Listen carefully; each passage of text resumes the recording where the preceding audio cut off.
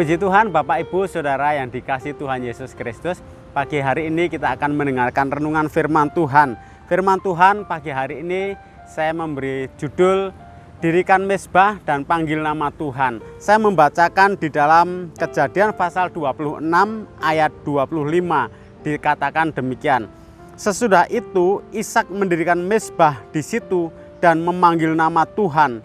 Ia memasang kemahnya di situ, lalu hamba-hambanya menggali sumur di situ. Kalau kita perhatikan dari ayat ini ada 3 perkara yang Ishak lakukan. Dan ketiga perkara ini menjadi skala prioritas dalam kehidupan Ishak. Membangun hubungan dengan Tuhan merupakan prioritas yang utama dalam kehidupan Ishak. Oleh sebab itu, ketika ia tiba di Berseba, yang pertama kali Ishak lakukan adalah membangun mezbah dan memanggil nama Tuhan. Membangun mezbah dan memanggil nama Tuhan merupakan sebuah tindakan gampang-gampang susah.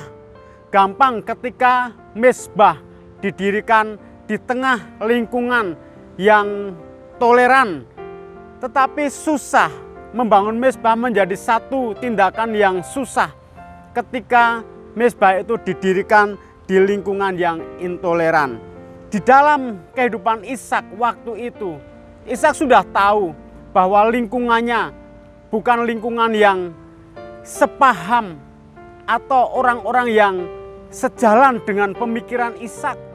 Tetapi Ishak, dia memiliki satu tindakan yang berani apapun resikonya di tengah-tengah bangsa yang tidak mengenal Tuhan. Bahkan Ishak sebagai pendatang di tanah itu, dia memiliki satu tindakan yang ini mewujudkan betapa cintanya dia kepada Tuhan. Sebenarnya membangun mezbah itu menggambarkan bahwa hati Ishak tidak mau jauh dari Tuhan.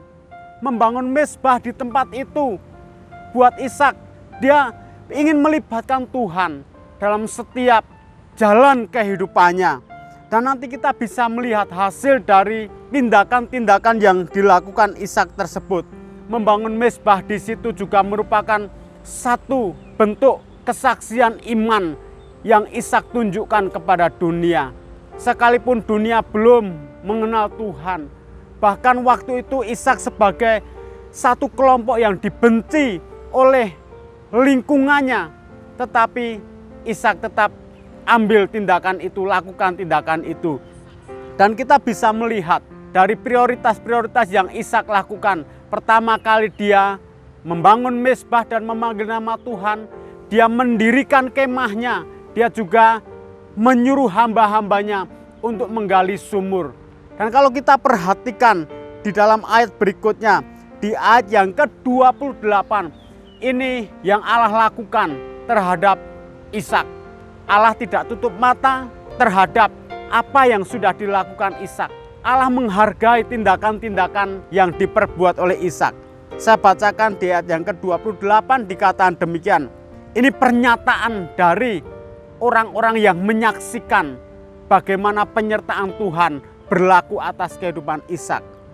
Jawab mereka ini yaitu Raja Gerar beserta dengan orang-orangnya, sahabatnya maupun panglimanya. Dikatakan demikian, kami telah melihat sendiri bahwa Tuhan menyertai engkau. Sebab itu kami berkata, baiklah kita mengadakan sumpah setia antara kami dan engkau. Dan baiklah kami mengikat perjanjian dengan engkau, bahwa engkau tidak akan berbuat jahat kepada kami, seperti kami tidak mengganggu engkau, dan seperti kami semata-mata berbuat baik kepadamu, dan membiarkan engkau pergi dengan damai. Bukankah engkau sekarang yang diberkati Tuhan? Ini yang Tuhan kerjakan bagi Ishak. Ishak yang mengambil tindakan-tindakan yang bisa dikatakan pemberani. Dia lakukan tindakan-tindakan bukan sebagai perbuatan nekat, bukan. Tapi inilah ekspresi iman yang dilakukan oleh Ishak. Bahwa dia membutuhkan Tuhan di setiap langkah kehidupannya, di segala situasi kehidupannya. Baik situasi senang maupun tidak senang, baik situasi yang mendukung ataupun situasi yang tidak mendukung, dia tetap memerlukan Tuhan. Sebab itu yang pertama kali Ishak lakukan, dia membangun mezbah dan memanggil nama Tuhan. Buat setiap kita umat-umat Tuhan, mari kita nyatakan iman kita. Nanti Tuhan akan nyatakan juga kebenarannya, bahwa Dia yang berjanji akan menyertai kita, tidak akan meninggalkan kita.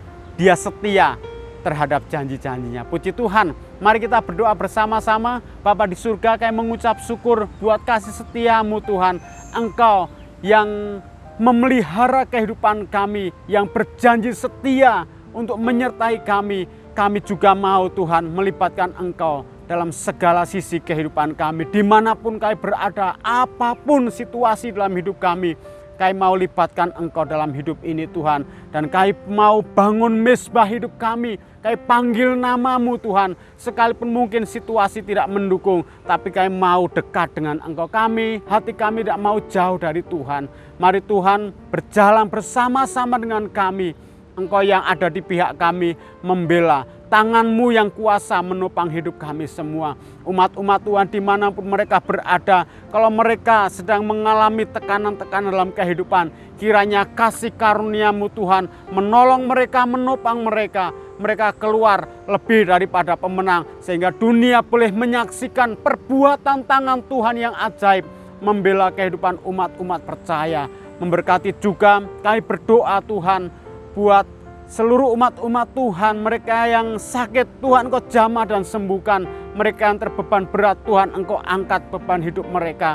Kami berdoa juga Bapa dalam surga untuk pekabaran Injil biar semakin hari semakin mudah diberitakan, sehingga jiwa-jiwa akan banyak yang percaya kepada Engkau dan diselamatkan. Kami juga berdoa Tuhan buat bangsa kami, bangsa Indonesia. Tuhan lawati bangsa kami. Engkau yang bekerja di segala keadaan bangsa kami untuk mendatangkan kebaikan. Terima kasih Bapa dalam surga. Engkau juga berkati hamba-hamba Tuhan dimanapun mereka melayani Engkau. Kepada siapapun mereka Engkau utus, Tuhan Engkau lawati kehidupan hamba-hamba-Mu. Terima kasih Bapa di surga. Engkau berkati seluruh kehidupan kami umat-umat Tuhan hari ini sampai selama-lamanya. Kami tetap kuat dalam Engkau. Kami tetap pegang teguh janji-janji-Mu Tuhan. Terima kasih Bapa, yang doa kami mengucap syukur di dalam nama Tuhan Yesus Kristus. Haleluya. Amin.